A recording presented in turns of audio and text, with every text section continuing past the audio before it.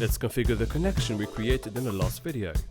From your workspace, click Edit on your connection. You're looking at the active version. This is what's live.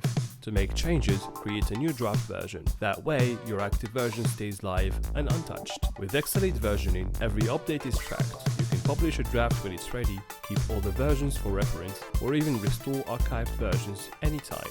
Full history, full control.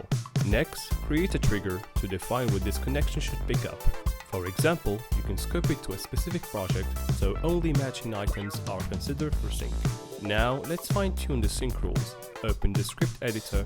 You can update rules manually or ask Aida to help generate them faster, like mapping how statuses should sync between both sides. Before going live, let's validate. Click Start Test Run. This simulates your sync without touching production.